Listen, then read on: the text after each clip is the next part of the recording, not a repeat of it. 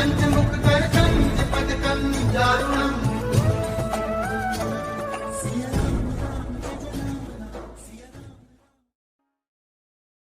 जी के आज के विशेषांक में रक्षा सूत्र परिवार के सभी सदस्यों का हार्दिक स्वागत है। बाबा जी के भक्तों को राम राम।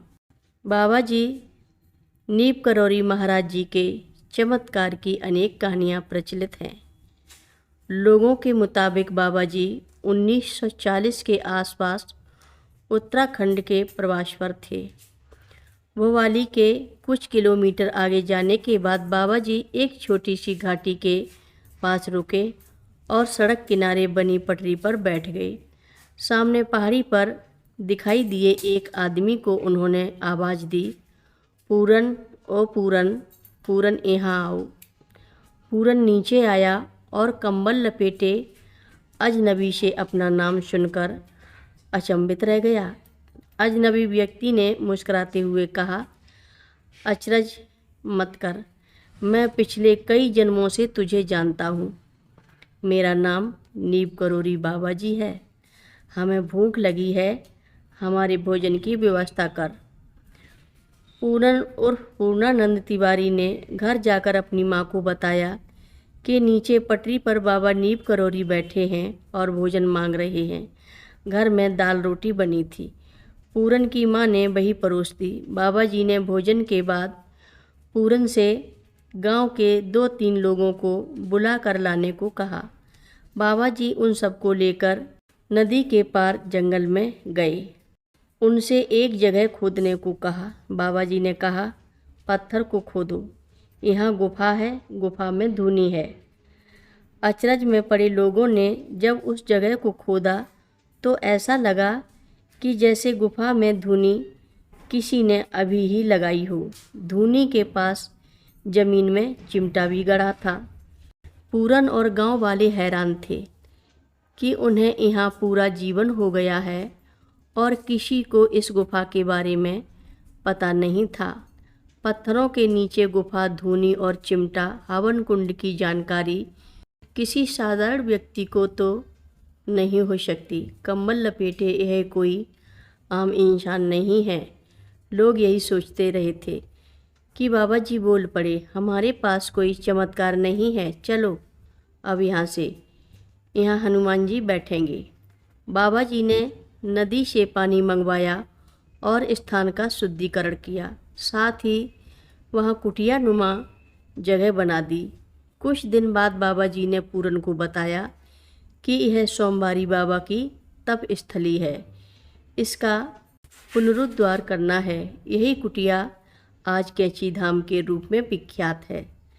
पूरन किसी भ्रम में न पड़ जाए इसलिए बाबा जी ने अपने एक भक्त से कहकर कैची धाम में रोडवेज बसों का स्टाफ बनवाकर पूरन को उसका केयरटेकर नियुक्त करवा दिया। बाबा जी चाहते थे कि उन्हें कोई भगवान न समझ ले। जो ज़्यादा नज़दीक आने या समझने की कोशिश करता, बाबा जी उसे तुरंत दूसरी ओर मोड़ देते थे। बाबा जी की लीलाओं को बाबा जी के भक्त सिर्फ उतना ही समझ पाए जितना उन्होंने समझाना चाहा। लेकिन नौकरी के साथ ही कैची धाम में उनके मुख्य शिष्य पूर्णानंद तिवारी ही थे, जो सदैव बाबा जी की सेवा में तत्पर रहते थे। सर्वप्रथम बाबा जी ने इन्हीं पूर्णानंद तिवारी जी को कैची धाम में दर्शन दिए थे। नीप करौरी बाबा जी ने 9 सितंबर 1973 को कैची धाम त्याग दिया। इससे 2 माह पूर्व से ही बाबा जी ने अपने प्रमुख शिष्य पूर्णानंद को स्वयं से दूर करना प्रारंभ कर दिया था, जिस कारण पूर्णानंद दुखी रहते थे। बाबा जी ने पूर्णानंद से 9 सितंबर को बताया कि वह वृंदावन जा रहे हैं और साथ ही यह भी कहा कि वह उनके साथ नहीं जाएंगे, बल्कि वे रवि खन्ना नाम के एक एंग्लो इंडियन के साथ यह यात्रा करने वाले थे।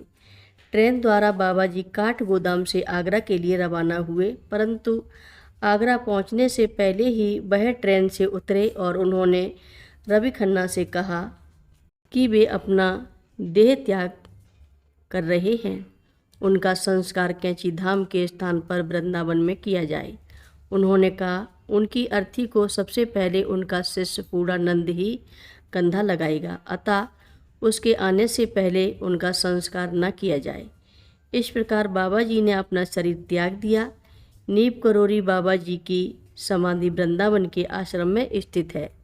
बाद में बाबा जी की अस्थियों को कैंची धाम में लाया गया, जहां आज भी उनका दर्शन भक्त लोग करने आते हैं।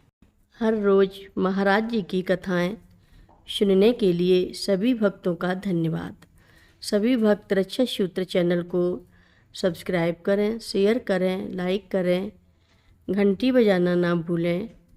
कमेंट बॉक्स में लिख भेजें, जय नीप करोरी बाबा जी महाराज। सभी भक्त मिलकर बोलो, नीप करोरी बाबा जी महाराज की जय जय बोलो। सिद्धि माता की जय जय बोलो। जय श्री राम बोलो।